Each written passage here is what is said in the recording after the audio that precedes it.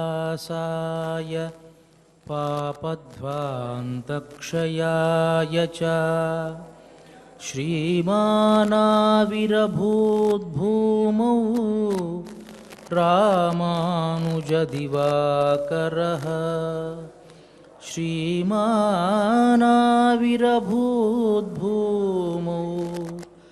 రామానుజదివాకరః.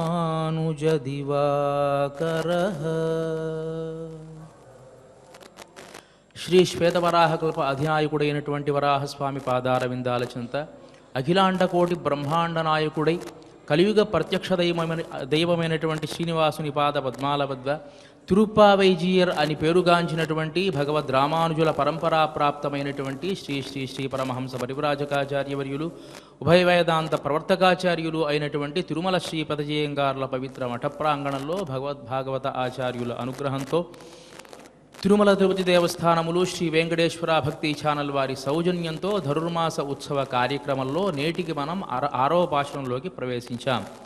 ప్రతిరోజు మాదిరిగానే ముందుగా భగవద్ రామానుజుల వైభవాన్ని కొంత తెలుసుకొని కార్యక్రమంలోకి ప్రవేశిద్దాం. శాస్త్రైః పరం స్ఫుటం అమానుషభావ ఏవ జోఘుష్యతే నతవదీన దయైకతాన దేవసహస్రవదనో గురవోపి పూర్వే రక్షోపి దివ్య మహిమానమవాదిషుస్తే. శ్రీ వాధూల వీరరాఘవాచార్య స్వామివారు అనుగ్రహించినటువంటి రామానుజ అతిమానుషస్తవంలోని 33వ శ్లోకాన్ని మనం అనుసంధానం చేసుకుంటూ ఉన్నాం. భగవద్ రామానుజుల వైభవాన్ని వారు తెలియజేస్తూ ఉన్నారు. ఓ రామానుజ, దీన దయైకతాన, దీనులయందు అత్యంత ప్రీతి కలిగినటువంటి వాడా, శాస్త్రైః పరం స్ఫుటం అమానుషభావ ఏవ, నీ అమానుష చేష్టితాలన్నీ కూడా శాస్త్రాలలో ఎక్కువగా వర్ణించలేదేమో, చెప్పలేము గాని దేవసహస్రవదనో గురవేపు పూర్వే రక్షోపి దివ్యమహిమానమవాదిషుస్తే. సాక్షాత్తు వరదరాజస్వామి, సుందరబాహుస్వామి, అదేవిధముగా మీ ఆచార్యులైనటువంటి పంచాచార్యులు, బ్రహ్మరాక్షసు, వీళ్ళందరూ కూడా నీ అమానవ అప్రాకృతమైనటువంటి చేష్టలన్నీ కూడా వర్ణించారు కదా అని ఈ శ్లోకంలో తెలియజేస్తూ ఉన్నారు. నిన్నటి శ్లోకంలో మొన్నటి శ్లోకంలో కూడా మనం చెప్పుకున్నాం. సాక్షాత్తు వరదరాజస్వామి భగవద్ రామానుజుల వైభవాన్ని తిరుక్కచ్చినంబికి తెలియజేశారు అని. నిన్నటి శ్లోకంలో సుందరబాహుస్వామి తిరుమారునిషోలై దివ్యదేశంలో వేంచేసి ఉన్నటువంటి ఆ స్వామి పెరియనంబి వంశస్థులకు భగవద్ రామానుజుల వైభవాన్ని తెలియజేశారు అనేటువంటి విషయాలు మనం తెలుసుకున్నాం. అలా సాక్షాత్తు పరాత్పరుడి ద్వారానే నువ్వు పొగిడించుకున్నావు కదా స్వామి అని భగవద్ రామానుజుల వైభవాన్ని తెలియజేస్తారు వాధూల వీరరాఘవాచార్య స్వామివారు. మరి అలాంటి భగవద్ రామానుజుల పరంపరకు సంబంధించినటువంటి 2 మహనీయులు ప్రత్యక్షంగా మనకు ఇక్కడ వేంచేసి ఉన్నారు. కాబట్టి కార్యక్రమాన్ని ప్రారంభించవలసినదిగా వారికి మనఃపూర్వక దండ ప్రణామాలు సమర్పించుకుంటూ ప్రార్థిస్తూ ఉన్నాను.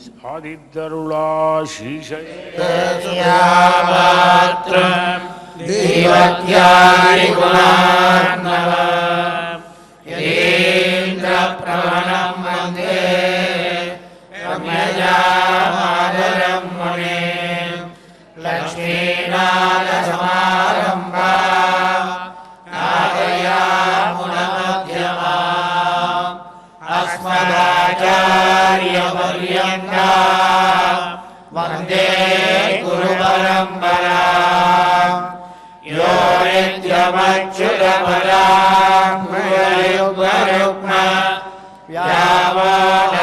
వ్యావానస్తరిరాణి తృణాయ మేనే అస్మద్గురు భగవతోస్య సింధో రామానుజస్య శరణౌ శరణం ప్రపద్యే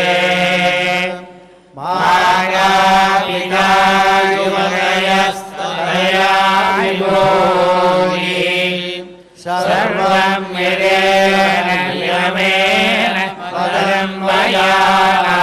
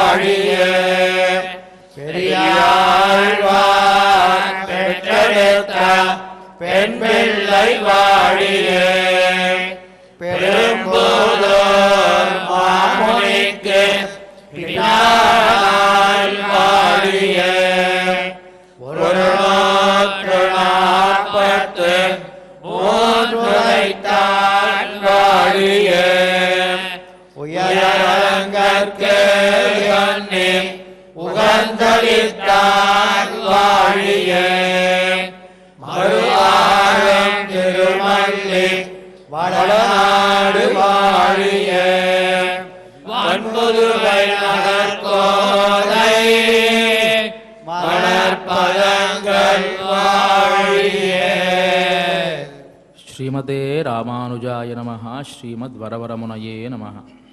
ముందుగా పాశురాన్ని అనుసంధానం చేసుకొని పాశుర అర్థాన్ని ఆస్వాదిద్దాం.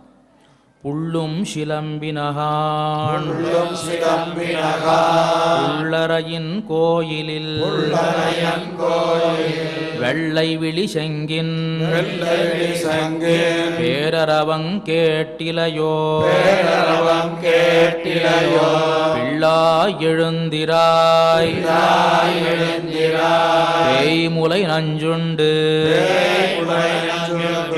கள்ளச்சகடம் கள்ளச்சகடம் அளக்கழிய காலோச்சி கலக்கழிய காலோச்சி வெள்ளத்தரவில் துயிலமர்ந்த வித்தினை வித்தினை உள்ளத்து கொண்டு உள்ளத்துக் கொண்டு முனிவர்களும் யோகிகளும் முனிவர்களும் யோகிகளும் மெல்ல எழுந்து எழுந்து அரியன்ன பேரரவம் என்ன பேரவம் உள்ளம் புகுந்து உள்ளம் புகுந்து குளிர்ந்தேலோரெம்பாவாய் ఆండాళ్ తిరువడిహళే శరణం. నిన్నటి రోజున మనం చెప్పుకున్నాం మొదటి 5 పాశురాలు కూడా తిరుప్పావై ప్రబంధానికి ఉపోద్ఘాతభూతమైనటువంటి పాశురాలు. వ్రతం ఎలా చేసుకోవాలో, వ్రతానికి ఉండేటువంటి నియమాలు ఏమిటో, వ్రతం ఆచరిస్తే వచ్చేటువంటి ఫలితం ఏమిటో తెలుసుకొని నిన్నటి రోజున వ్రతానికి ఎలాంటి విఘ్నాలు కూడా రావు అని నిస్సంకోచంగా గోదాదేవి చెప్పింది. ఎందువల్లంటే దామోదర అనేటువంటి ఆ నామాన్ని ఉచ్చరిస్తే ఆగామి సంచితము అనేటువంటి 2 పాపాలు కూడా పోతాయి. ఆ దామోదర శబ్దంలో ఉండేటువంటి వైభవం అలాంటిది అని తెలియజేస్తారు. దామోదర అనేటువంటి శబ్దాన్ని గనక తలుచుకుంటే భవబంధాలు కూడా పోతాయి అని భాగవతం కూడా మనకు తెలియజేస్తుంది. దామోదర ఆ శబ్దాన్ని వింటూ ఉంటే ఎన్నో ఒక చేష్ట కాదు, రకరకాల విశేషాలన్నీ కూడా మన ముందుకు ఒక్కసారి ప్రత్యక్షమవుతుంది. కృష్ణుడి బాల్యచేష్టితాలు, యశోదాదేవి కొట్టడం, రోలకి కట్టివేయడం, ఇవంతా కూడా చాలా చిత్రంగా కూడా ఉంటుంది. తాను కూర్చోమంటే కూర్చునేట్టుగా, నుంచోమంటే నుంచునేట్టుగా ఉన్నాడు కదా కృష్ణ పరమాత్మ. దాన్ని చాలా చమత్కారంగా వర్ణిస్తారు కదా. ఒకానొక సందర్భంలో నారద మహర్షి స్వర్గానికి వెళ్ళాడు ఇంద్రుడితో మాట్లాడదామని. వెళ్ళాడు, ఇంద్రుడు ఆహ్వానిస్తున్నాడు. ఈ లోపల గబుక్కున బయలుదేరి, సరే ఇప్పుడే వస్తాను, నాకు చాలా శీఘ్రమైనటువంటి పని ఒకటి ఉందని బయలుదేరాడు ఆయన. అయ్యే లోపలికి వచ్చేవాడు ఒక్కసారిగా నాకు పని ఉందని బయలుదేరుతూ ఉంటే ఏమైందో, ఏంటి నారదా, ఏమైంది అంటున్నాడు. లేదు నేను తర్వాత చెప్తాను, మళ్ళీ వచ్చి చెప్తాను అని బయలుదేరి వెళ్ళిపోతున్నాడు ఆయన. సరే ఇంద్రుడు అన్నాడు కదా, ఏమైందో ఏమిటో బ్రహ్మకి కబురు చేశాడు. ఏమండి, మీ అబ్బాయి వచ్చాడు, బ్రహ్మకుమారుడే కదా, మీ అబ్బాయి వచ్చాడు, హడావిడిగా బయలుదేరి వెళ్ళిపోతున్నాడు, ఏమైందో తెలియదు అని. సరే బ్రహ్మ వెంటనే పరమశివుడికి కూడా తెలియజేశాడు. ఏమైందో, మన నారదుడు హడావిడిగా బయలుదేరి వెళ్ళిపోతున్నట్ట, ఎక్కడికి వెళుతున్నాడో ఏమిటో అని. తీరా చూస్తే ఈ నారద మహర్షి ఎక్కడికి వెళ్ళాడు అంటే గోకులానికి వెళ్ళాట. గోకులానికి వెళ్ళి యశోదాదేవి దగ్గరికి వెళ్ళాడు. యశోదాదేవికి తలుపు తట్టాడు. నారద మహర్షి వచ్చారా, రండి, లోపలికి రండి అని ఆహ్వానించింది ఆమె. ఆవిడన్నాడు కదా, అదంతా తర్వాత విషయమా, నేను ఒక ప్రశ్న వేస్తా, దానికి సమాధానం చెప్పు. ఏమిటంటే, కింబ్రూమస్త్వాం యశోదే కతి సుకృత క్షేత్ర వృందాని పూర్వం గత్వా కీదృగ్విధానై కతి సుకృతాన్యార్జితాని త్వయైవ.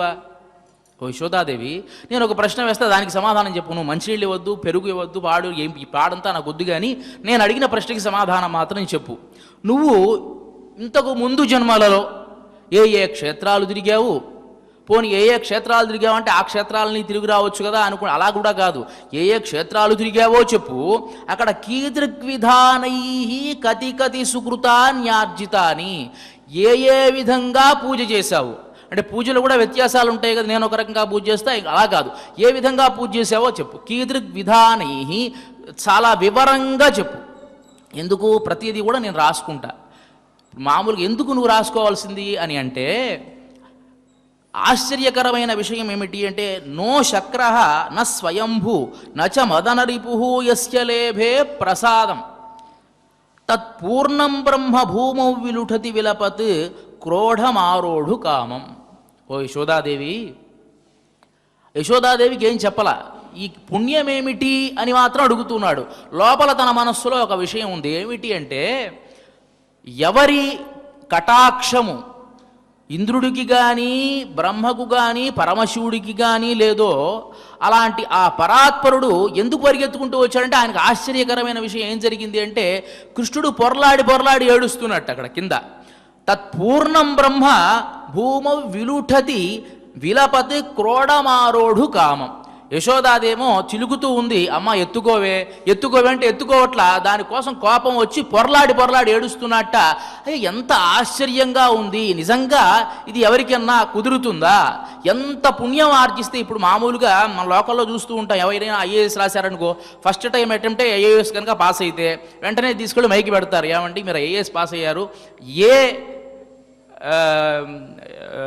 కోచింగ్ సెంటర్లో కోచింగ్ తీసుకున్నారు, కోచింగ్ తీసుకోకపోతే ఏ పుస్తకాలు మీరు ప్రిపేర్ అయ్యారు, ఎట్లా ప్రిపేర్ అయ్యారు, ఎన్ని గంటలు చదివారు, పొద్దున్న ఎన్ని గంటలకు లేచారు, ఎన్ని గంటలకు పడుకున్నారు, ఏ ఆహారం తీసుకున్నారు, అంతా వివరంగా అడుగుతారా? అడుగుతాం కదా. ఒక ఐఏఎస్గా ఒక్కసారిగా ఫస్ట్ అటెంప్ట్లో పాస్ అయినా లేకపోతే 10 సార్లు కొట్టి పాస్ అయినా వాడి దగ్గరికి ఒక మైకి పెట్టి ఎన్నో రకాల ఇంటర్వ్యూలు చేయడం మనం చూస్తున్నాం కదా. మరి అలాగే ఇక్కడ ఈయనకి ఆనందం ఏం కలిగిందంటే పరాత్పరుడు ఎవరికి అందనటువంటి ఆ పరమాత్మ ఇంద్రుడికి కానీ బ్రహ్మకు కానీ బృహస్పతికి కానీ శివుడికి కానీ అపాయింట్మెంట్ ఇవ్వడే, అలాంటి ఆయన ఇక్కడ నీ దగ్గరికి వచ్చి ఎత్తుకోమంటే నువ్వేమో ఎత్తుకోవు, ఆయన ఎత్తుకోవమ్మా అని చెప్పి కింద పొరలాడి ఏడుస్తాడా? ఈ ఏడుస్తున్నాడంటే ఎంత పుణ్యం నువ్వు ఆర్జించుంటావు. ఇంత పుణ్యం మామూలైన విషయమా? ఇంత పుణ్యం ఎవరికైనా సాధ్యమా? కాబట్టి నువ్వు ఏ క్షేత్రాలకు వెళ్ళావో, ఏ కర్మలు ఆచరించావో వివరంగా చెప్పు, నేను రాసుకుంటానన్నట్ట. మరి అలాంటి ఆ స్వామి ఆ దామోదర శబ్దంలో దామోదర అని గనక అంటే మనకు ఉండేటువంటి భవబంధాలు బంధ విమోచనుడీతడు అని అంటాడు పోతనామాచ్యుడు. బంధాలన్నీ పోగొట్టేటువంటి వాడు యశోదాదేవి బంధానికి కట్టుబడ్డాడు కాబట్టి ఆయన్ని గనక మనం తలుచుకుంటే మనకుండే బంధాలు పోతాయి అని చెప్పి భాగవతం మనకు తెలియజేస్తుంది. మరి అలాంటి ఆ దామోదర శబ్దాన్ని అన్ని శబ్దాలు దామోదరనై ఆ దామోదరుణ్ణి మనం గనక ప్రార్థన చేస్తే ఏమవుతుంది? ఆగామి సంచితము ప్రారబ్ధము అనేటువంటి పాపాలన్నీ కూడా పోతాయి. ఆగామి అంటే వచ్చేటువంటి పాపాలు, సంచితము అంటే మనం ఇంతకు పూర్వం చేసినటువంటి పాపాలు, మధ్యలో ఒక పాపం ఉంటుంది ప్రారబ్ధము అని, ఇది మాత్రం పోదుట. దానికి ఉదాహరణ చెప్తారు కదా, ఇంట్లో మనం వంట వండుతాం, ఒక పాత్రలో వంట వండుతాం. ఈ వంట వండేటువంటి పాత్ర దీన్ని మనం ఏమనాలి అంటే సంచితము అని అనాలి. సంచితము అంటే వండి పెట్టేశాం కాబట్టి మనం పూర్వం చేసుకున్నటువంటి వంట సంచితము. బియ్యం ఒక బస్తాలో ఉన్నటువంటి బియ్యం ఉందనుకోండి, ఆగామి రేపు వండుతాం, వండొచ్చు వండకపోవచ్చు, ఇబ్బంది ఏమి లేదు, ఆ బస్తా పడేసినా పర్వాలా. కాబట్టి దాన్ని ఆగామి అని అంటాం. అంటే మన పాపాలు ఎలా ఉంటాయి అంటే వండినటువంటి పదార్థం అంటే ఆ పదార్థాన్ని మనం ఇంకా ప్లేట్లో పెట్టుకోవాలా. ప్లేట్లో పెట్టుకున్నటువంటి పదార్థం ఏదైతే ఉందో దాన్నే ప్రారబ్ధము అని అంటాం. ఒక్కసారి మనం మన కంచంలో పెట్టుకొని ఒక ముద్ద నోట్లో పెట్టుకున్నాము అంటే అది ఎంగిలి, ఎవరికి ఇవ్వడానికి కుదరదు. అంటే వండినటువంటి వేరే పాత్రలో ఉన్నటువంటి పదార్థం ఎవరికైనా వడ్డించేసేయచ్చు, ఇబ్బంది లేదు. బస్తాలో ఉన్న బియ్యం అంతా ఎవరికైనా ఇచ్చేయచ్చు, పర్వాలేదు. కానీ ఒక్కసారి మనం మన కంచంలో వడ్డించుకొని ఒక్క ముద్ద తీసుకొని నోట్లో పెట్టుకుంటే దానేమంటామంటే ఎంగిలి అంట, ఎవడు వచ్చింటే దాన్ని పడేయాలి. దీన్ని ప్రారబ్ధము, దీన్ని మాత్రం పరమాత్మ తీయడట. తీయలేడా అంటే తీయగలడు. ప్రారబ్ధాన్ని తీస్తే నువ్వు బ్రతకలేవు కాబట్టి. అంటే మనం ఇప్పుడు పుట్టాం, మనం పుట్టడానికి ఏదో ఒక కారణం ఉంటుంది, మనకు కొన్ని బంధాలు బాంధవ్యాలు అన్నీ కూడా ఉంటాయి. మనం ఇక్కడ పుట్టాం, ఇప్పుడు కనుక మన మీద పరమాత్మక అనుగ్రహం కలిగింది అనుకోండి, మనకి జన్మ ఉండదు, మనం వెంటనే చచ్చిపోతాం. అంటే మొత్తం 0 అనమాట. 100లో 80 గనక సంచితం అని అనుకుంటే ఒక 17 ఎన్నో అదేంటి ఆగామి గనక అనుకుంటే 3 ప్రారబ్ధం అనుకుందాం. ఎట్లాగూ మనం అనుకున్నాం ఆగామి పోతుంది సంచితం పోతుంది అని అనుకున్నాం. సంచితం అయినటువంటి కర్మ 80, 100లో 80 పోయింది అంటే 20. దాంట్లో ఒక 17 మన ఆగామి చేయబోయేటువంటి అది తీసేయడానికి ఇంకో 3 మాత్రమే ఉంటుంది. ఇది ప్రారబ్ధం, ఇది అనుభవించి తీరాలి. అంటే దీన్ని తీసేస్తే 0నే అవుతుంది, 100లో మొత్తం పోతే 0 అవుతుంది. అంటే వీడు బ్రతకలేడిగా, వెంటనే చనిపోవాల్సిందే. పరమాత్మకి ఎంత బాధ అంటే వీడి చేత చేయాల్సిన కార్యక్రమాలు కొన్ని ఉంటాయి కాబట్టి వెంటనే ఆ ప్రారబ్ధాన్ని తీసేట. తల్లి ఏం చేస్తుంది?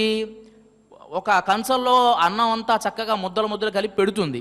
వాడి కనుక తినలేదు, అవి కొంచెం ఒక ముద్ద తిన్నా నాన్న, ఎట్లా అయినా తినేసే నాన్న, ఇది కొంచెం తినరా నాన్న అని ఎట్లా అయితే బతిమలాడి పెడుతుందో, ప్రారబ్ధం మన మీద అనుగ్రహం ఉంది కాబట్టి పరమాత్మకి ఎట్లా అయినా సరే ఇది కొంచెం అనుభవించరా, మనకే బలాన్ని ఆయన ఇచ్చి మనకు శక్తిని ఇచ్చి ఆ ప్రారబ్ధాన్ని అనుభవించేట్టు చేస్తాట ఆ పరమాత్మ. ఈ విధంగా ఆగామి సంచితాలు తీసి మనకుండేటువంటి కర్మ పరంపరను తీసివేసి మన ప్రారబ్ధాన్ని మాత్రం ఉంచి మనతో పాటు ఉండి ఆయన మనల్ని కాపాడతాడు, కాబట్టి విఘ్నాలు రావు అని చెప్పి నిన్నటి పాశురంలో తెలియజేశారు. సరే, వ్రతం ఆచరించాలి అని అంతా కూడా అనుకున్నారు. వ్రతం ఆచరించాలి అని అంటే మళ్ళీ మరుసటి రోజు అంతా ఉదయాన్నే వేకువజామునే బయలుదేరి అందరూ కూడా ఒక చోట కలిసి వ్రతం చేసుకుందామని ఒక సంకేత స్థలాన్ని ఏర్పాటు చేసుకున్నారు. అంతా వచ్చారా అంటే కొంతమంది గోపబాలికలు రాలా. వీళ్ళు ఏమిటి అంటే ఇంకా రాలా, వీళ్ళు నిద్రపోతూ ఉన్నారు. నిద్రపోతారా? నిద్ర అంటే మామూలు నిద్ర, సరే యోగ నిద్ర అనొచ్చు, భోగ నిద్ర అనొచ్చు, ఏకోగ నిద్ర అనొచ్చు. నిద్రపోతూ ఉన్నారు అంటే నిద్రకి చాలా లక్షణాలు ఉన్నాయండి. ఎందుకు నిద్రపోతారు? ఎవరైనా ప్రశాంతంగా నిద్రపోగలరా లోకల్లో? నాకైతే ఒక్కొక్కసారి నిద్ర కూడా పట్టదు. అందరికీ కూడా ఈ సమాజంలో ఎలా ఉందంటే ఇప్పుడున్న పరిస్థితుల్లో ఏదో కొన్ని ఇబ్బందులు, ఏదో కొన్ని కష్టాలు, రోగం రావడం, ఈ బాధల వల్ల పరిపూర్ణమైన నిద్ర పట్టదు. పరిపూర్ణమైన నిద్ర పట్టిందంటే వాడు నిజంగా ఆరోగ్యవంతుడు, వాడికి ఎలాంటి ఇబ్బంది లేదని అర్థం. విదురుడు అంటాడు కదా, ధృతరాష్ట్రుడు పిలిపించాడు, విదురా నాకు నిద్ర పట్టట్లేదు అంటే ఆయన అంటాడు కదా, నిద్ర పట్టకపోవడానికి కొన్ని కారణాలు ఉన్నాయ్యా. పరాక్రమవంతులతో వైరం పట్టుకుంటే నిద్ర పట్టదు. అదేవిధంగా ఎవరి సొమ్మునైనా కాజేయాలి అనే బుద్ధి ఉంటే నిద్ర పట్టదు. ఎవరి మీదన్నా దాడి చేయాలి అనే దుర్బుద్ధి ఉంటే నిద్ర పట్టదు. ఇలాంటి లక్షణాలు నీకు ఉండి ఉండవే సహజంగా, మరి నీకు ఎందుకు నిద్ర పట్టట్లేదు అంటాడు ఆయన. నిద్ర పట్టకపోవడానికి కారణాలు దానికి శాస్త్రం చెబుతోంది. కుతో నిద్రా దరిద్రస్య పరప్రేష్య దరస్యచ పరనారీ ప్రసక్తస్య పరద్రవ్య హరస్యచ. నిద్ర అనేటువంటిది కొంతమందికి ఉండదట. దరిద్రుడైనటువంటి వాడికి పాపం నిద్ర ఉండదు. అంటే పాపం రెక్కాడితే డొక్కాడదు అంటాను చూసారా, ఇవాళ గడిచింది రేపు ఎట్లా గడుస్తుందో తెలియదు కదా అని అనుకునేటువంటి వాడికి పాపం నిద్ర పట్టదు. అదే సందర్భంలో పరప్రేష్య కరస్యచ, ఒకడి దగ్గర ఊడిగం చేసేటువంటి వాడు అంటే పని చేసేటువంటి వాడికి కూడా నిద్ర ఉండదండి. ఏ సమయంలో కబురు పెడతాడో తెలియదు, ఎప్పుడు నువ్వు ఇట్లా రా అంటాడో తెలియదు. కాబట్టి కొంచెం కలత నిద్రతోనే ఉంటాడు తప్ప పరిపూర్ణంగా వాడు నిద్రపోలేడు. పరనారీ ప్రసక్తస్య, వేరే స్త్రీల విషయంలో ఆలోచన ఉన్నవాడికి నిద్ర పట్టదు. పరద్రవ్య హరస్యచ, ఇతరుల ద్రవ్యాన్ని హరించాలి అని అనుకునేవాడు కూడా నిద్ర పట్టదు. మరి నిద్ర వెడికి పడుతుంది ప్రశాంతంగా ఉన్నవాడికి. ఆరోగ్య శాస్త్రం కూడా ఏం చెప్తుందంటే చక్కగా సమయానికి భోంచేసి ఎలాంటి దురాలోచనలు లేనటువంటి వాడికి చక్కగా నిద్రపడుతుంది అని ఉంటుంది. పూర్వంలో ఇంతకు పూర్వకాలంలో పెద్దలందరూ అందరిళ్ళల్లో కూడాను పడుకునే ముందు ఏం చేసేవారయ్యా అంటే పిల్లలకి ఏదో కథ చెప్పేవారు. రామాయణమో భారతమో ఆ అమ్మమ్మలు తాతమ్మలు లేకపోతే తాతయ్యలు ఉండేవారు కాబట్టి ఆ కథలు చెప్తూ ఉండేవారు. ఆ కథలు చెప్తే పిల్లలు ప్రశాంతంగా నిద్రపోతూ ఉండేవారు. ఇప్పుడు మనం సెల్ ఫోన్ ఇస్తాం, వాడి నిద్ర ఎక్కడ పడుతుంది? వాడికి కూడా మనలాంటి నిద్ర, చిన్నప్పటి నుంచి ప్రశాంతమైన నిద్ర వాడు కోల్పోయాడు. మనమైతే నిద్రపోయాక 80లో మంచి నిద్రే పట్టింది. సెల్ ఫోన్ లేదు, టీవీ లేదు, తాతలు మామలు అమ్మమ్మలు అందరూ ఉండేవాళ్ళు, పెద్ద ఉమ్మడి కుటుంబం ఉండేది కాబట్టి మంచి నిద్ర మనం పోయాం. ఇప్పుడు పోకపోయినా కొంచెం ఆరోగ్యం ఉంటుంది. కానీ మన పిల్లలకు వచ్చేటప్పటికి మనం మంచి నిద్ర ఇవ్వట్లేదు. వాళ్ళ ఆరోగ్యం ఇంకెలా ఉంటుందో భగవంతుడికే తెలియాలి. మంచి నిద్ర పోవాలి కదా. నిద్ర అంటే దానికి ఒక సంస్కృతంలో వ్యుత్పత్తి నింద్యతే ఇది నిద్ర, నిందింపబడుతుందట. అంటే ఎప్పుడు నిందింపబడుతుందంటే మన పని మనం సక్రమంగా చేయకుండా పడుకుంటే నిందింపబడుతుంది కాబట్టి దాన్ని నిద్ర అని అన్నారు. మరి ఈ గోపబాలికలు పోయేటువంటి నిద్ర ఏమిటి? వీళ్ళంతా ఎందుకు నిద్రపోతూ ఉన్నారు? అందరూ ఎందుకు నిద్రపోలా అని అంటే మనకు నిద్రలో కూడా జాగ్రత్త అవస్థ, స్వప్నావస్థ, సుషుప్త్యవస్థ అని యోగశాస్త్రం చెప్తుంది. జాగ్రత్త అవస్థ అంటే మేలుకొని ఉండడం, స్వప్నావస్థ అంటే మనం పడుకున్నప్పుడు సరి అయినటువంటి నిద్ర పట్టకుండా కొన్ని సందర్భాల్లో కొన్ని స్వప్నాలు వస్తాయి, దాన్ని స్వప్నావస్థ అని అంటారు. సుషుప్త్యవస్థ అని అంటే ఈ జీవుడు తన బాహ్య ఇంద్రియాల నుంచి తన మనస్సుని పూర్తిగా సడలించి లోపల ఉండేటువంటి పురుష అనేటువంటి నాడిలో తాను వెళ్ళి పడుకుంటాడు. దీన్ని సుషుప్త్యవస్థ అని అంటారు. ఇది ఎప్పుడో ఒకసారి జరుగుతుంది మామూలుగా. మనం పోయే నిద్ర సుషుప్త్యవస్థ కాదండి, నిద్రే. మామూలు నిద్ర, బండ నిద్ర అంటే అనుసార నిద్ర. సుషుప్తి అవస్థ ఎవరికి కలుగుతుంది అంటే భక్తులకు కలుగుతుంది, యోగం చేసేటువంటి వాళ్ళకి కలుగుతుంది. ఈ గోపికలందరూ కూడా అలాంటి వాళ్ళు కాబట్టి సుషుప్తి అవస్థలో ఉండేటువంటి నిద్రించేటువంటి వారు. లేదండి వాళ్ళు మాత్రం మొద్దు నిద్రపోతున్నారు అని అనుకుంటే తప్పే ఉంది అని అంటే, ఈ పాశురాలు కనుక మనం క్రమంగా తీసుకుంటే ఈ గోపికలు వెళ్ళి అమ్మ తెల్లారింది అని కొన్ని సంకేతాలు చెప్తారు, తెల్లారడానికి మీరు గుర్తులు చెప్పండి అని. నిద్రపోయేవాడు ఎవడన్నా ప్రశ్న సమాధానం చెప్తాడా? ఎవడన్నా చచ్చిపో పొండి బావాకి పొండి మంచి నిద్ర వస్తే పొండి అంటాడు. కానీ తెల్లవారడానికి కోకిల కూసిందా, కాకి లేచిందా, కోడి కూసిందా, ఇవన్నీ ఎవడన్నా చెప్తాడు? అడుగుతాడు ఎవడన్నా? అడుగుతున్నారు అంటే లోపలి వాళ్ళు నిద్రపోవడం లేదు అంటే భగవద్ అనుభవంలో ఉన్నారు, సుషుప్తి వ్యవస్థలో ఉన్నారు, ఆ యోగంలో ఉన్నారు అని మనం తెలుసుకోవచ్చు. కాబట్టి ఈ 10 మంది గోపికలు అంటే మనకు ఉదాహరణ 10 మంది గోపికలను ఇచ్చారు. 10 మంది గోపికలకి 10 లక్షణాలు ఉన్నాయి. ఈ 10 మంది గోపికల్ని అందరినీ కూడా నిద్ర లేపడానికి వీళ్ళు బయలుదేరుతూ ఉన్నారు. ఒక గోపికను లేపడానికి బయలుదేరారు. పుళ్ళుం శిలంబినహాన్ పుళ్ళరయన్ కోయిలిల్ వెళ్ళవెళి శంగిన్ పేరరవం కేట్టిలయో అని ప్రారంభిస్తూ ఉన్నారు. సరే, లోపల ఉండేటువంటి గోపబాలిక దగ్గరికి వెళ్ళి, అమ్మా నువ్వు కృష్ణుడికి చాలా, అందరు గోపికలు కృష్ణుడికి ప్రీతిపాత్రమైనటువంటి వాళ్ళే, మరి అలాంటప్పుడు నువ్వు ప్రీతిపాత్రమైనటువంటి దానంటే మేల్కొలిపేటప్పుడు సహజంగా మన గోష్ఠిలో అందరినీ కలుపుకొని వెళ్ళాలి అంటే నువ్వు ఉంటే బాగుంటుంది అంటే వాళ్ళకు కూడా ఒక ప్రత్యేకత ఉంటుంది, ఆనందంగా లేచొస్తారు కదా. కాబట్టి లేమ్మా ఈ గోష్ఠిలో నువ్వు వచ్చి కలవాలి కదా. పుళ్ళుం శిలంబిన తెల్లారింది లే అని అన్నారు. తెల్లవారడానికి గుర్తులు ఏవైనా ఉన్నాయా అని అంటే వెంటనే అన్నారు కదా, పుళ్ళుం శిలంబినహాన్. ప్రపంచంలో అన్ని ప్రాణులు కూడా సమానమైనటువంటివే, మనిషి అయినా జంతువైనా అది ఏదైనా సరే. ఆహార నిద్ర భయమైథునాని సామాన్యమేతత్ పశుభిర్నరాణాం జ్ఞానం విశేషోహ్యధికం మనుష్యే తేనైవ హీనః పశుభిః సమానః అని. ప్రతి జంతువు కూడా అంటే మనిషితో కూడా కలిపి చక్కగా బ్రతకాలి, చక్కగా జీవించాలి అని ఆశిస్తారు. కానీ మనిషి ఒకడు మాత్రమే కొంచెం భిన్నంగా ఆలోచిస్తాడు, రేపటి గురించి ఆలోచిస్తాడు. మనిషికి మాత్రమే ఆ లక్షణం. జంతువులు రేపటి గురించి ఆలోచించలేవండి, వాటికి అంత బుద్ధి కూడా ఉండదు. పాపం లేచిందా, ఆహార యాత్రకు బయలుదేరిందా, తీసుకుందా, తిన్నదా, పడుకుందా, మళ్ళీ రేపటి ఆహార యాత్రకు మళ్ళీ రేపు బయలుదేరుతుంది. మనిషికి మాత్రమే జ్ఞానం ఉంది కాబట్టి రేపేమిటి, రేపేమి చెయ్యాలి, అది మంచి అయినా చెడైనా ఏదైనా మనిషి మాత్రమే ఆలోచించగలరు. కాబట్టి జ్ఞానం ఉన్నవాడు మనిషి, జ్ఞానం లేనటువంటివి జంతువులు. జ్ఞానం లేనటువంటి జంతువులు ఏవైతే ఆ పక్షులు ఉన్నాయో అవి ఆహార యాత్ర కోసం పుళ్ళుం శిరంబిన పక్షులు కూడా లేచాయి.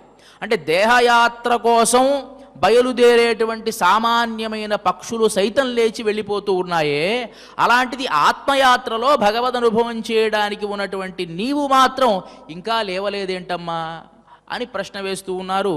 అదేమిటి, మీరంతా కూడా ఈ గోకులంలో ఉండేటువంటి గోపబాలికలంతా వెళ్ళి ఆ పక్షులను లేపుంటారు కాబట్టి అవి కిలకిల రావాలు చేస్తూ బయలుదేరి వెళ్ళిపోతూ ఉన్నాయి.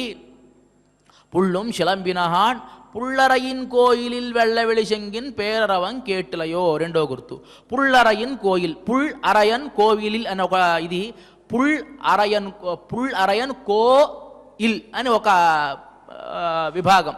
ఏదైనా ఓ స్వారస్యమైనటువంటి అర్థాలు మనకు తెలియజేస్తారు పెద్దలు. పుల్ అరయన్ కోయిలిల్, పుల్ అంటేనేమో పక్షులు, అరయన్ అంటే దానికి అధినాయకుడైనటువంటి గరుత్మంతుడు, పుల్ అరయన్ కోయిలిల్ ఆయనకి సంబంధించినటువంటి కోవెలలో, వెళ్ళవిళిశింగిన్ పేరరవం కేట్టిలయో తెల్లనైనటువంటి ఆ శంఖనాథం నీవు వినలేదా? ఇది మామూలుగానే వినడానికి గోదాదేవి ఇంత చిన్న చిన్న విషయాలు చెప్తుందా అంటే మనం ముందే వేదమనైతికం విత్తాహం, వేదాలలో ఉండేటువంటి అర్థాలన్నీ కూడా గోదాదేవి తెలియజేస్తుంది అని మనం చెప్పుకున్నాం ఇందుకు పూర్వం. దీంట్లో ఏమిటి అంటే పుల్ అంటే గరుత్మంతుడి యొక్క దేవాలయము అని చెప్పడానికి కారణము వేదాత్మ విహగేశ్వర అని. సాక్షాత్తు గరుత్మంతుడు వేదస్వరు, సుపర్ణోసి గరుత్మాన్ త్రివృత్తే శిరోగా యత్రం అని కీర్తిస్తుంది వేదం. అంటే సాక్షాత్తు వేదస్వరూపుడు గరుత్మంతుడు. ఈ గరుత్మంతుని యొక్క కోవెలలో అంటే ఈ వేదంలో వెళ్ళవిళిశంగిన్ తెల్లనైనటువంటి శంఖనాదం నీవు వినలేదా అని అంటే వెళ్ళవిళిశంగిన్ తెల్లనైనా అంటే మనకి ఒక్కొక్క వేదానికి ఒక్కొక్క వర్ణం చెప్పారండి. ఋగ్వేదానికి ఋగ్వేద శ్వేతవర్ణస్యాత్ అని చెప్పి, ఋగ్వేదానికి తెల్లనైనటువంటి వేదం, ఆ ఋగ్వేదానికి తెల్లనైనటువంటిది అని పేరు పెట్టారు. ఋగ్వేద శ్వేతవర్ణస్యాత్ అని చెప్పి. ఆ ఋగ్వేదంలో ఒక మంత్రం ఉన్నది. ఏమిటి అంటే సంగచ్చధ్వం సంవదధ్వం సంవో మనాంసి జానత దేవాభాగం యథా పూర్వే సంజానానా ఉపాసతే అని చెప్పి. అంటే ఇది అందరినీ కూడా మేల్కొలిపేటువంటి, అంటే అందరినీ కూడా ఒక సమూహంగా కలుపుకునేటువంటి ఒక మంత్రం. ఏమిటంటే సంగచ్చధ్వం, మనమంతా కూడా ఒక కలిసి ఉందాము, కలిసి బయలుదేరదాము. సంవదధ్వం, మనమంతా కూడా కలిసి మాట్లాడదాము. సంవో మన ఆంసి జానత, మనమంతా కూడా ఒకే విధముగా ఆలోచిద్దాము. యథాపూర్వే దేవాభాగం, దేవతలందరూ కూడా పూర్వం ఇదే విధంగా చేశారు కాబట్టి సంజానానా ఉపాసతే, వారు పూజ్యులయ్యారు అనేటువంటిది ఈ మంత్రానికి ఉండేటువంటి అర్థం. అమ్మా, మనమంతా ఏమనుకున్నాం? కృష్ణ పరమాత్మని కలిసి వెళ్ళి అనుభవిద్దాం అనుకున్నాం కదా. నువ్వేం చేస్తున్నావు ఇక్కడ? ఈ వేదమంతా ఎంత నిగూఢమైనటువంటి అర్థమో చూడండి. వెళ్ళ విళి శంగిన్ పేర, అది చాలా పైకి చూడడానికి మామూలు మాట. అంటే వేద ప్రతిపాద్యుడైనటువంటి, వేదస్వరూపుడైనటువంటి గరుత్మంతుడిలో ఋగ్వేద భాగంలో ఉండేటువంటి మంత్రం చేసేటువంటి శబ్దం నీకు అర్థం కావడం లేదా అనేటువంటిది ఇక్కడ అర్థం. ఆ మంత్రం ఏం చెబుతోంది అంటే అందరూ కలిసి బయలుదేరి వెళ్ళాలి, అందరూ కలిసి కీర్తించాలి, అందరూ ఒకే విధంగా పరమాత్మ ధ్యానం చెయ్యాలి. ఎందువల్ల అంటే దేవతలు ఇంతకు పూర్వం అదే చేశారు, వాళ్ళు పూజింపబడ్డారు అనేటువంటిది ఈ మంత్రానికి ఉండేటువంటి అర్థం. అలా మనం అనుకున్నాం కదా, ఇంతకు పూర్వం అందరూ కూడా కలిసి వెళ్ళి కృష్ణ పరమాత్మను సందర్శించి మనం పరై అనేటువంటి వాద్యాన్ని తెచ్చుకుందామని అనుకున్నాము కదా. మరి నువ్వు మాత్రం అట్లా మేలుకోకుండా పడుకుంటూ భగవద్ అనుభవం చేస్తూ ఉన్నావే అని ఇంకో ఉదాహరణ వాళ్ళు చెప్పారు. వెళ్ళ విళిశంగిన్ పేరరవం కేట్టిలయో. ఇంకో ఉదాహరణ, వెళ్ళ వెళిశంగిన్ పుల్లరయిన్ కోయిల్. గరుత్మంతుడిని ప్రస్తావన చేయడానికి కారణం ఏమిటంటే, గరుత్మంతుడికి ఒక గొప్ప నైజం ఉందండి. ఏమిటంటే తన తల్లి దాస్యం నుంచి తల్లిని విముక్తి చేశాడు, తన దాస్యాన్ని తాను పోగొట్టుకున్నటువంటి వాడు గరుత్మంతుడు. ఆ గరుత్మంతుని వీళ్ళు ఎందుకు ప్రార్థిస్తూ, ఎందుకు ఇప్పుడు చెబుతూ ఉన్నారంటే, నీవెలాంటి దానివో తెలుసా, భగవద్ అనుభవాన్ని మాకు కలిగించేటువంటి శక్తి కలిగిన దానివి, నీకు కలిగించేటువంటి శక్తి కలిగిన దానివి. మనమంతా కూడా ఒక బంధంలో ఉన్నాం ప్రస్తుతానికి. మన పెద్దవాళ్ళంతా కూడా వ్రతం ఆచరించమని చెప్పారు. వర్షం రావడానికి వ్రతం ఆచరించండి అని అన్నారు. మనం వాళ్ళకంతా పరతంత్రులంగా, అంటే దాసులంగా ఉన్నాము. నువ్వు ఎలాంటి దానివి అంటే మా దాస్యాన్ని పోగొట్టగలవు, నీ దాస్యాన్ని పోగొట్టగలవు, సాక్షాత్తు పరమాత్మకు మమ్మల్ని చేర్చగలిగినటువంటి చాకచక్యం నీ దగ్గర ఉన్నటువంటి దానివి. అంటే ఇప్పుడు ఈ గోపబాలికలంతా వ్రతం ఆచరించి పెద్దవాళ్ళందరికీ వర్షం తెచ్చిపెట్టాలి. ఇది వాళ్ళ మీద ఉండేటువంటి గురుతరమైనటువంటి బాధ్యత. ఈ బాధ్యత నువ్వు గనక ఉన్నావనుకో, ఆ విధంగా చేసి గరుత్మంతుడు ఎట్లా అయితే తన దాస్యం నుంచి, తల్లి దాస్యం నుంచి మొత్తం విముక్తి చేసుకొని తాను పరమాత్మ దగ్గరికి వెళ్ళి గరుత్మంతుడిగా వాహన రూపంలో ఉన్నాడో, అదేవిధంగా నువ్వు గనక తలచుకుంటే మనకుండేటువంటి ఈ భవబంధాలన్నీ కూడా తీసివేసి పరమాత్మ దగ్గరకు చేర్చేటువంటి చాకచక్యం కలిగినటువంటి దానివి. అది నీకు గుర్తు రావడం లేదా? పుల్లరయిన్ కోయిలిల్ వెళ్ళ వెళిశంగిన్ పేరరవం కేట్టిలయో. పిళ్ళాయ్, చాలా చిన్నదానా. పిళ్ళాయ్ అంటే చిన్నదానా అనడానికి కారణం చాలా గొప్ప వాచకం అండి. ఇక్కడ మామూలుగా పరమాత్మను ఆశ్రయించాలి అంటే నమ్మాళ్ళవార్లు అంటారు కదా, கிளரொளி இளமை கெடுவதன் முன்னம் వళరొళిమాయోన్ మరువియ కోయిల్ వళరిళంబొయిల్ చూయి మాలిరుం షోలై అని చెప్పి కీర్తిస్తారు ఆయన. కిళరొళి ఇళమై, యవ్వనం ఉన్నప్పుడే వెళ్ళాలట పరమాత్మను ఆశ్రయించి. కిళరొళి ఇళమై కెడువదన్ మున్నం, ఆ యవ్వనం పోయే లోపలే వెళ్ళి పరమాత్మను ఆశ్రయించాలి. ఎందువల్ల? ఏదైనా ఒక పని చేయగలమంటే యవ్వనావస్థలోనే చేయగలం. బాల్యావస్థలో అజ్ఞానం ఉంటుంది, తర్వాత యవ్వనావస్థలో కొంచెం ఓపిక ఉంటుంది, వార్ధక్యంలో ఏమీ ఉండదు. కాబట్టి ఏదైనా మనం చేయగలము అంటే యవ్వనావస్థలోనే చేయగలం కాబట్టి కిళరొళి ఇళమై కెడువదన్ మున్నం వళరొళిమాయోన్ మరువియ కోయిల్, ఆ స్వామిని మీరు ఆశ్రయించండి అని చెప్పి నమ్మాళ్ళు వారు తెలియజేస్తారు.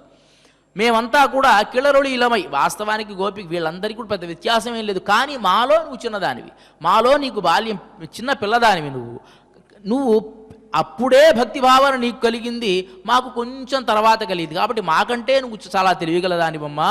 పిళ్ళాయ్ எழுந்திராய் మేలుకో, பேய்முலை நஞ்சுண்டு கள்ளச்சகடன் களக்கைய காலோச்చి వెళ్లత్తరవిల్ తుగిలమరంద విత్తినై ఉళ్ళత్తు కొండు. ఇంకా కొన్ని ఇవి చెప్తూ ఉన్నారన్నమాట. అమ్మ తెల్లవారడానికి ఇంకా కొన్ని గుర్తులు చెబుతూ ఉన్నాం. ఈ గోకులంలో ఎప్పుడైతే కృష్ణ పరమాత్మ జన్మించాడో అప్పటి నుంచి మునులు యోగులు అందరూ కూడా వచ్చి ఆ ఆవులు ఉండేటువంటి గొట్టాల్లో పడుకుంటూ ఉన్నారు. వాళ్ళంతా కూడా పడుకొని వాళ్ళు లేచేటప్పుడు హరిహరి అని లేస్తూ ఉన్నారు. ఎలాంటి పరమాత్మను ధ్యానం చేస్తూ ఉన్నారు వాళ్ళు అంటే, பேய்முலை நஞ்சுண்டு கள்ளச்சகடம் களக்கைய కాలోచ్చి వెళ్లత్తరవిల్ తుయిలమరంద విత్తినై.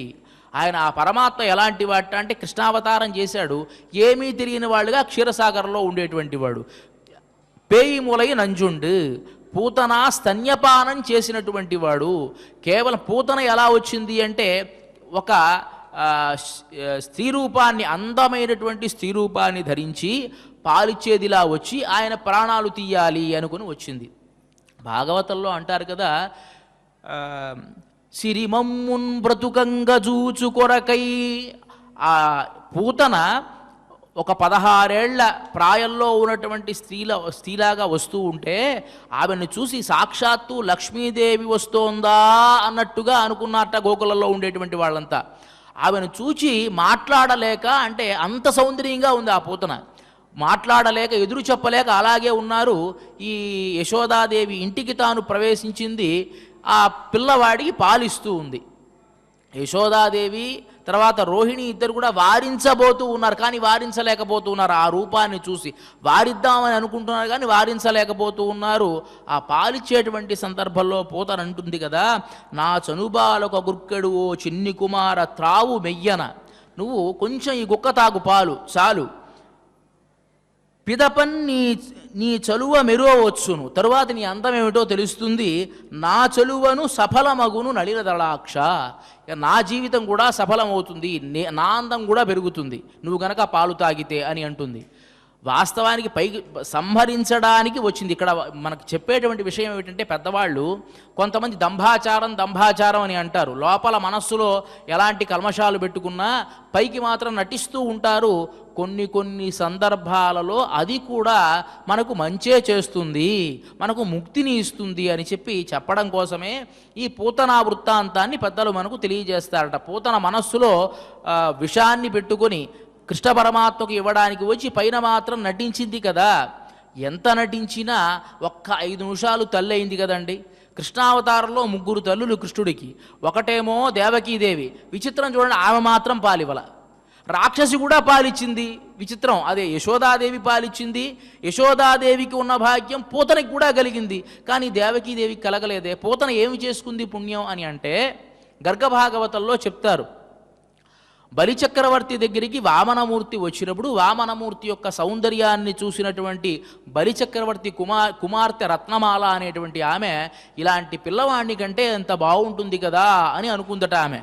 అప్పుడే తథాస్తు, బలిచక్రవర్తిని పాపం పాతాళలోకానికి పంపించేటప్పుడు కనీసం ఆఫర్నా ఇవ్వాలి కదా, కనీసం వాళ్ళ కోరికలన్నా. అది బలిచక్రవర్తికి ఏమో పాతాళలోకాన్ని ఇచ్చాడు, ఆమె కుమార్తెకి సరే తప్పకుండా నాలాంటి పుత్రుడు కాసేపు నీకుంటాళ్లే అని అన్నాడు. అదే విధముగా ఆ రత్నమాల అనేటువంటి ఆమె తర్వాత కృష్ణావతారంలో పూతనగా వచ్చి తన తల్లిగా కొంచెంసేపు తల్లిగా ఆమె నటించి ముక్తిని పొందింది అని మనకు ఈ గర్గభాగవతం ద్వారా తెలుస్తుంది. కాబట్టి అలాంటి నంజుండు పేయిమూలయ నంజుండు కళ్ళచ్చగడం కళక్కయ్య కాలోచి, తర్వాత శకటాసుర భంజనం చేసి వెళ్లత్తరవిల్ తుయినమర్ద విత్తినై. వెళ్లత్తరవిల్ క్షీరసాగరంలో శేషపాన్పు పైన తుయిల్ అమర్ద విత్తినై, ప్రశాంతంగా పడుకుంటూ ఉండేటువంటి బీజభూతమైనటువంటి వాడిని బీజభూతమైనటువంటి వాడు ఆ క్షీరసాగరంలో క్షీరసాగర విహార అపరిమిత ఘోరపాతక విదార క్రూరజన గణ విదూర నిగమ సంచార సుందర శరీరా అని కీర్తిస్తారు త్యాగరాజస్వామి. క్షీరసాగరంలో ఏమీ తెలియని వాళ్ళగా శేషపాన్పు పైన పడుకొని ఉంటాడు. కానీ విత్తు లాంటి వాడు. ఒక వృక్షం వటవృక్షం పెరిగింది అంటే లోపల విత్తనం ఉంటేనే, ఆ విత్తనం ఉంటేనే ఆ విత్తనం కాస్త చెట్టుగా మారుతుంది. విత్తనం లేకపోతే చెట్టే మొలవదు కదా. కానీ ఈ ప్రపంచాన్ని అంతా సృష్టించి తాను మాత్రం ఏమీ తెలియకుండా పడుకొని ఉంటాట ఒక విత్తినై. అలాంటి విత్తులాంటి ఆ పరమాత్మను విత్తినై ఉళ్ళత్తు కొండు మునివర్గళం యోగిగళం మనస్సులో తలచుకుని ఈ వ్రేపల్లలో ఆ కృష్ణ పరమాత్మ సందర్శనం చేయడానికి వచ్చినటువంటి మునులు యోగులు వాళ్ళంతా కూడా తెల్లవారుజామేటప్పుడు లేస్తూ ఉంటారు. ఎట్లా లేస్తారట? హరియన్న పేరరవం, హరి హరి హరి అంటూ లేస్తారట. ఎందువల్ల అట్లా లేస్తారు? కుడివైపు తిరిగి లేస్తారు. కొన్ని ఆరోగ్య సూత్రాలు కూడా మన పెద్దవాళ్ళు చెప్పారండి. లేచేటప్పుడు ఎడమవైపు లేవకూడదు, కుడివైపు లేవాలి. లేచిన వెంటనే చేతులు ఇట్లా రుద్దుకోవాలి, కళ్ళకట్లా. ఇది ఎందువల్ల? కుడివైపు ఎందుకు తిరగాలంటే లేచేవాడు ఒక్కసారిగా ఎడమవైపు తిరిగితే మన గుండె మీద ఒక ప్రభావం పడుతుంది అని మనకి సాంకేతికమైనటువంటి ఒక విషయం డాక్టర్లు చెబుతూ ఉంటారు. మన పెద్దవాళ్ళు ఏం చేశారు? కుడివైపు తిరగాలి, అది మంచిది. అది లేచేటప్పుడు హరిహరి అని అనుకోవాలి. ఈ యోగులు ఎందుకు చేస్తున్నారు హరిహరి అని అంటే, ఎప్పుడూ కూడా మహానుభావులైనటువంటి వాళ్ళు పడుకునేటువంటి ముందర పరమాత్మను ధ్యానం చేసి పడుకుంటారు. ఎలా? సచ్చిత్తశాయి, భుజగేంద్రశాయి, నందాంకశాయి, కమలాంకశాయి, అంభోజ్యశాయి, వటపత్రశాయి, శ్రీరంగశాయి, రమతాం మనోమే, నా మనస్సులో నువ్వు ప్రశాంతంగా ఉండుగాక అని భావించి పడుకుంటారు వాళ్ళు. మరి లేచేటప్పుడు అలా గబగబ లేచేస్తే పాపం లోపల పడుకున్నటువంటి పరమాత్మకి ఇబ్బంది కలుగుతుంది కదా. అలా లేవకూడదు, నెమ్మదిగా లేవాలి అని చెప్పి హరి అన్న పేరరవం, నెమ్మదిగా హరి హరి హరి అనుకుంటూ. దానికి వ్యాఖ్యానకారులు చెప్తారు కదా, జ్ఞానులైనటువంటి వాళ్ళు రెండు రకాలుగా ఉంటారట. ఒక గర్భిణీ స్త్రీ ఏ విధంగా అయితే గర్భంతో ఉంటుందని గబుక్కుని లేవదండి, చాలా జాగ్రత్తగా ఒద్దిగి ఒకవైపు ఒరిగి నెమ్మదిగా లేస్తుంది గర్భిణీ స్త్రీ. ఇంకోటి పాలిచ్చే తల్లి ఎలా ఇస్తుంది? పాలిచ్చిన తర్వాత గుండెల మీద పడుకోబెట్టుకుంటుంది కదా పిల్లవాడిని. ఆ పడుకోబెట్టుకున్నప్పుడు ఏం చేస్తుందట? తను పొద్దునే లేవాలి, వేకవజామునే లేవాలి, కళ్ళాపు చల్లాలి, ముగ్గు వేసుకోవాలి. కాబట్టి ఆ పిల్లవాడికి ఎలాంటి ఇబ్బంది కూడా కలగకుండా నెమ్మదిగా ఆ హృదయం మీద ఉండేటువంటి పిల్లవాడిని తీసి నెమ్మదిగా పక్కన పెట్టి ఎలా అయితే లేస్తుందో అని రెండు రకాల వ్యాఖ్యానాలు చెప్పారు మన పూర్వాచార్యులు. ఈ విధంగా జ్ఞానులైనటువంటి వారు అరియన్న పేరరవం ఉళ్ళంపుహుందు కుడిరిందేలో రెంబావాయి హరిహరి అంటూ వాళ్ళు లేస్తున్నారమ్మా, ఆ శబ్దం కూడా నీకు వినపడలేదా అని చెప్పి ఇవాటి ఈ గోపబాలికలకి తెల్లవారడానికి ఉండేటువంటి కొన్ని లక్షణాలు తాము చెప్పి ఈ గోపబాలికను తమ గోష్ఠిలో కలుపుకొని ముందుకు సాగుతున్నారు గోదాదేవి. ఇక ఇవాల్టి ఈ కార్యక్రమంలో చివరి అంశమైనటువంటిది ఆండాళ్ అనుగ్రహంతో శ్రీమతి తెలిగిచర్ల కందాడే సీతమ్మ గారు తెలిగించినటువంటి తిరుప్పావై ఇవాటి ఈ పాశురమైనటువంటి పుళ్ళుం శిలంబినహాన్ అనేటువంటి పాశురానికి శౌరి కథా సుధారసమును సవి ఎరుంగని సాధ్వీలెమ్మ అనేటువంటి ఈ గేయాన్ని స్వరపరిచినటువంటి వారు తీతీదే ఆస్థాన విద్వాంసులు శ్రీ గరిమెళ్ల బాలకృష్ణ ప్రసాద్ గారు. దానిని ఆలాపన చేస్తున్నటువంటి వారు ఎస్వి సంగీత నృత్య కళాశాల అధ్యాపకులు డాక్టర్ కొమాండూరి వెంకట కృష్ణ గారు. ఈ గానాన్ని మనం నాదరిరాజన మంటపం నుంచి ప్రత్యక్ష ప్రసారం ద్వారా వీక్షించవచ్చు. ఇక ఇవాల్టి ఈ కార్యక్రమాన్ని క్షమాప్రార్థన నుంచి మంగళం వరకు మనమంతా కలిసి పారాయణ చేసి ముగిద్దాం. అధ క్షమా ప్రార్థనా యదక్షరపద భ్రష్టం మాత్రాహీనం చ యద్భవేత్ తత్సర్వం క్షమ్యతాం దేవ నారాయణ నమోస్తుతే. అథ భగవత్ సమర్పణం కాయేన వాచా మనసేంద్రియైర్వా బుద్ధ్యాత్మనా వా ప్రకృతే స్వభావాత్ కరోమి యద్యత్ సకలం పరస్మై నారాయణాయేతి సమర్పయామి. అధలోకక్షేమ ప్రార్థనా స్వస్తి ప్రజాభ్యః పరిపాలయంతాం న్యాయేన మార్గేణ మహీం మహిషాః గోబ్రాహ్మణేభ్యః శుభమస్తు నిత్యం లోకాః సమస్తాః సుఖినో భవంతు. అదమంగళం మంగళం కోసలేంద్రాయ మహనీయ గుణాత్మనే చక్రవర్తి తనూజాయ సార్వభౌమాయ మంగళం. అస్తు గోపాల బాలాయ నిత్యాయ పరమాత్మనే భక్తవాత్సల్య నిధయే నిత్యభోగ్యాయ మంగళం.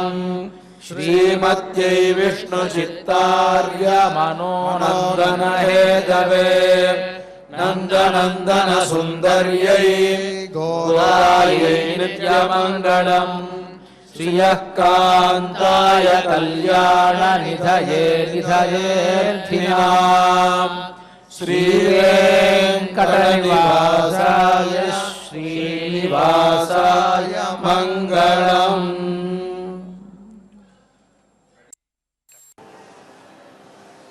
శ్రీ అవధూతాశ్రమము బోధానంద సత్యారామూర్తి ఆర్యుల గోసేవాశ్రమము మరియు వృద్ధాశ్రమము పడాల. ఆశ్రమములో గోసేవ గోవుల దానము స్వీకరించుట, మీ నవగ్రహ దోషములు పోవుటకు గోపూజ చేయబడును. మూలికా వైద్యము గోపంచగవ్య వైద్యము చేయబడును. యంత్రములు తావీదులు ఇవ్వబడును. శాంతి హోమములు చేయబడును. మీ ఆత్మీయుల పుట్టినరోజు, పెళ్లి రోజు మరియు వర్ధంతి వంటి ముఖ్యమైన దినములలో గోసేవ లేదా అన్నదానం చేయదలిచిన వారు సంప్రదించండి. మా వృద్ధాశ్రమంలో ఖాళీలు కలవు. చేరదలిచిన వారు సంప్రదించండి. శ్రీ శ్రీ శ్రీ స్వామి బోధానందగిరి శ్రీ అవధూతాశ్రమము అయ్యప్ప స్వామి గుడి దగ్గర పడాల, తాడేపల్లిగూడెం 2. Cell numbers 7981356374, 9618034 138.